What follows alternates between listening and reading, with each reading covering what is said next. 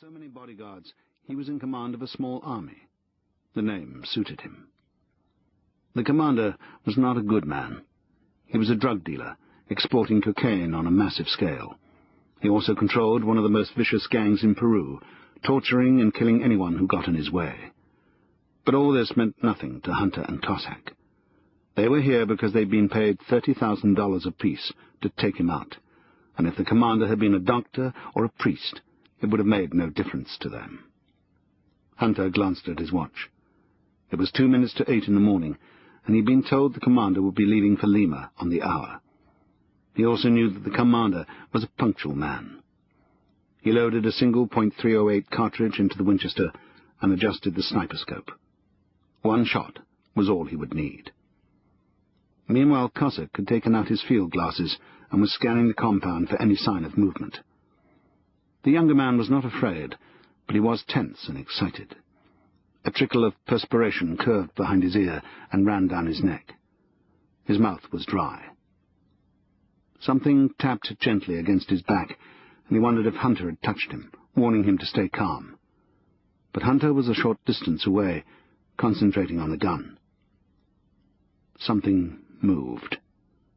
Cossack only knew for certain it was there when it climbed over his shoulder and onto his neck.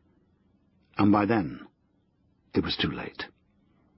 Very slowly, he turned his head, and there it was, at the very edge of his field of vision. A spider, clinging to the side of his neck, just underneath the line of his chin. He swallowed. From the weight of it, he had thought it was a tarantula. But this was worse, much worse. It was very black, with a small head, and an obscene, swollen body like a fruit about to burst. He knew that if he could have turned it over, he would have found a red hourglass marking on its abdomen. It was a black widow, Latrodectus curacaviensis, one of the deadliest spiders in the world.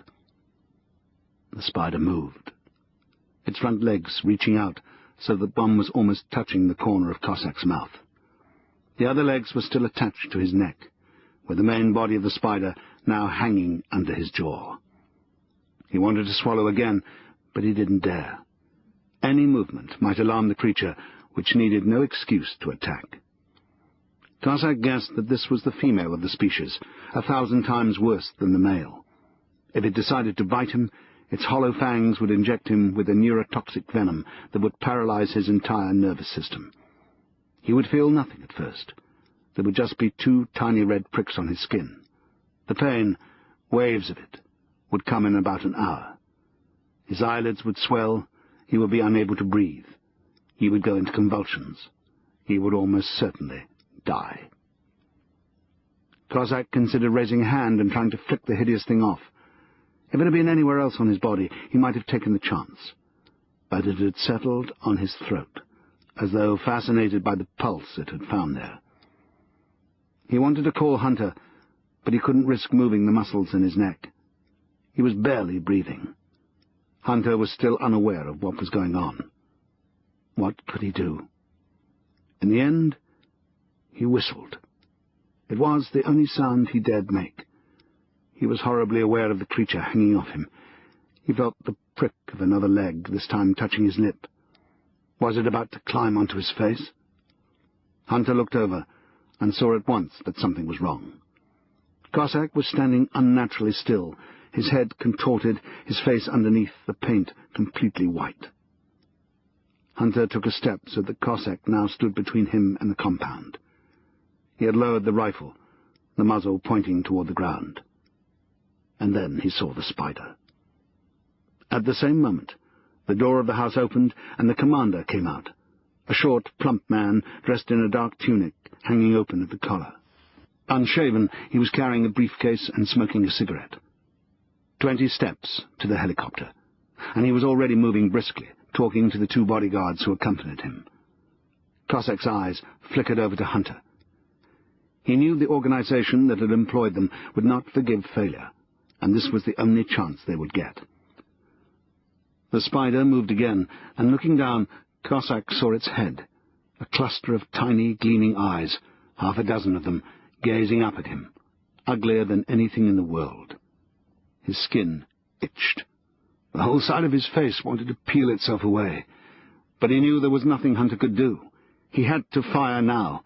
The commander was only 10 steps away from the helicopter. The blades were already turning. Cossack wanted to scream at him, "Do it!" The sound of the gunshot would frighten the spider, and it would bite. But that wasn't important. The mission had to succeed. Hunter quickly considered his options. He could use the tip of the gun to brush away the Black Widow. He might succeed in getting rid of it before it bit Cossack. But by then the commander would be in his helicopter behind bulletproof glass. Or he could shoot the commander. But once he had fired the gun, he would have to turn and run immediately, disappearing into the jungle. There would be no time to help Cossack. There would be nothing he could do. He made his decision. He swept up the gun, aimed, and fired. The bullet, white-hot, flashed past, cutting a line in Cossack's neck. The Black Widow disintegrated instantly, blown apart by the force of the shot. The bullet continued across the clearing and through the fence, and still carrying tiny fragments of the Black Widow with it, buried itself in the commander's chest. The commander had been about to climb into the helicopter. He stopped as though surprised, put a hand to his heart, and crumpled. The bodyguards twisted around, shouting, staring into the jungle, trying to see the enemy. But Hunter and Cossack had already gone. The jungle swallowed them in seconds, although it was more than an hour before they stopped to catch their breath. Cossack was bleeding. There was a red line that could have been drawn with a ruler across the side of his neck, and the blood had seeped down, soaking into his shirt. But the Black Widow hadn't bitten him. He held out a hand, accepting a water bottle from Hunter, and drank. "You saved my life," he said. Hunter considered. To take a life and save a life with one bullet. That's not bad going. Cossack would have the scar for the rest of his life, but that would not be a very long time. The life of the professional assassin is often short. Hunter would die first, in another country, on another mission. Later, it would be his turn.